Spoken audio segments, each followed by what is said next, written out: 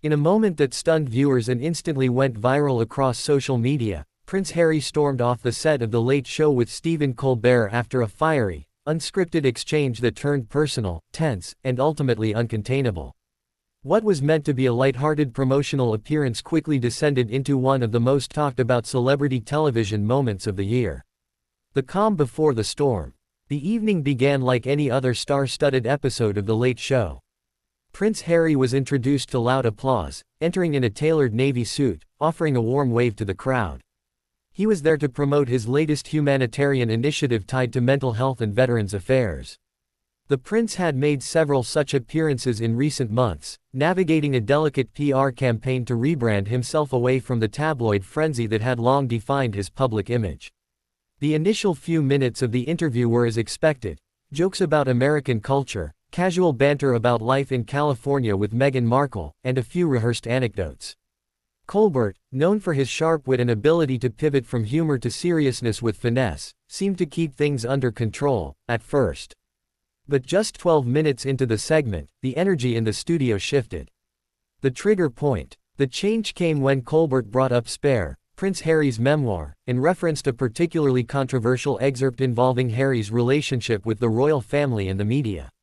"I have to ask," Colbert began, holding the book in his hands, "do you ever feel that writing this, laying it all out like this, may have done more harm than good to your family relationships?" Harry's demeanor stiffened. "I wrote the truth," he replied curtly. "And sometimes the truth makes people uncomfortable."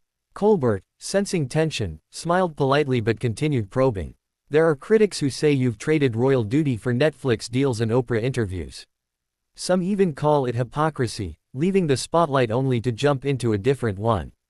What do you say to that?" That question clearly struck a nerve. Harry leaned forward, his voice growing firmer.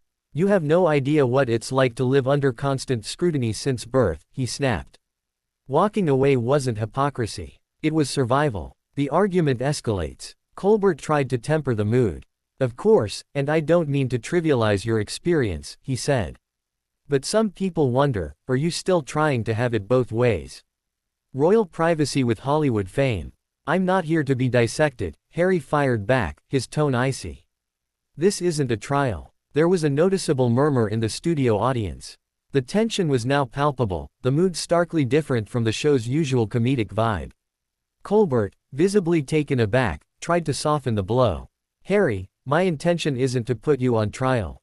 "Then don't frame your questions like a prosecutor," Harry interrupted. "You invited me here to talk about mental health and veterans, but instead we're back to the same tabloid narratives." At this point, even the producers backstage appeared flustered. The teleprompter had been abandoned. The show had gone completely off script. The breaking point. Colbert made one final attempt to de-escalate. "I respect your cause and your service, truly," he said. "But don't you think your message gets lost in all the noise when you walk out of royal life only to enter the Netflix spotlight?" Harry paused. Then, slowly, he stood up from his chair. "You know what gets lost," he said, looking Colbert directly in the eyes. "Decency. Empathy. Everything this circus has stripped away from people like me."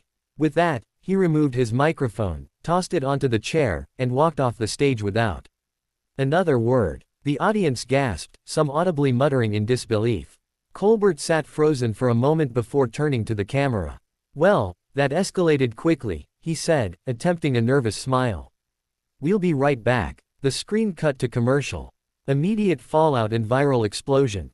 Within minutes, clips of the dramatic exit began circulating online. Twitter, Instagram, TikTok, and YouTube were flooded with hashtags like #HarryStormsOff, #ColbertClash, and #RoyalMeltdown. The footage hit over 50 million views within the first 24 hours. Opinions split quickly and fiercely. Supporters of Harry praised his composure and called the interview a media trap. They accused Colbert of baiting the prince into a confrontation under the guise of humor and curiosity. "Harry's been through hell," one Twitter user wrote. "This isn't journalism, it's spectacle." Others, however, viewed the incident differently. "Colbert asked fair questions," a prominent journalist tweeted. "Harry wants the fame without the questions. You can't have it both ways." Media watchdog groups also chimed in, debating where the line should be drawn between public accountability and personal trauma. Behind-the-scenes reaction. According to anonymous sources from the show's production team, there had been disagreements even before the segment aired.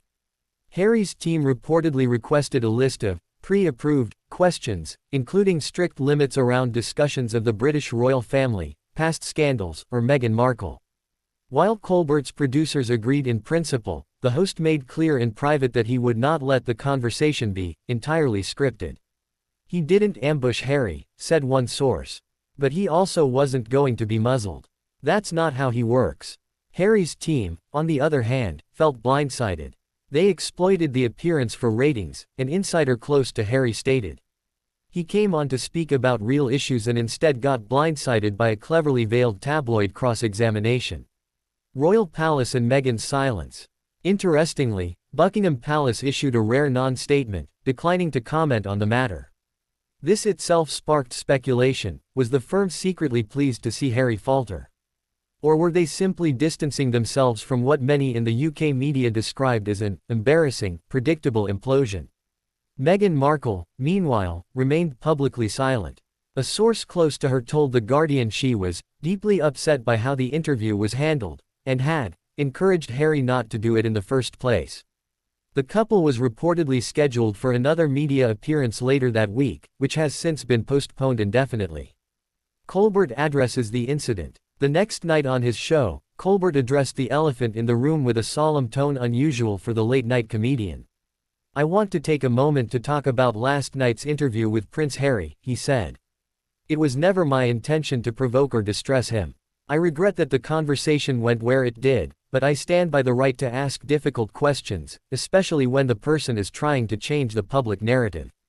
He added, "We wish Prince Harry and his family peace and privacy, two things he's been loudly and painfully denied for most of his life." Some applauded Colbert's professionalism, others called it a half-apology.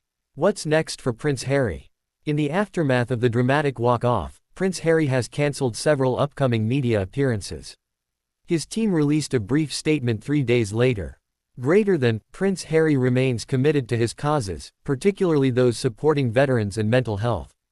He will continue to speak his truth in environments that foster respectful, honest dialogue, not provocation. Analysts are now questioning whether this incident will mark a turning point in how Harry engages with the media, or if it will deepen the divide between him and a public increasingly skeptical of his media strategy.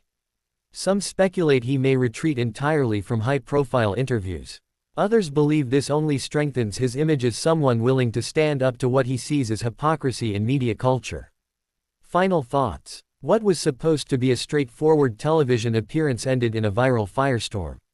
Whether you see it as a justified walkout or an overreaction, one thing is clear: Prince Harry's relationship with the media remains as complex and combustible as ever. And as with so many stories involving the royal renegade, the world can't seem to look away.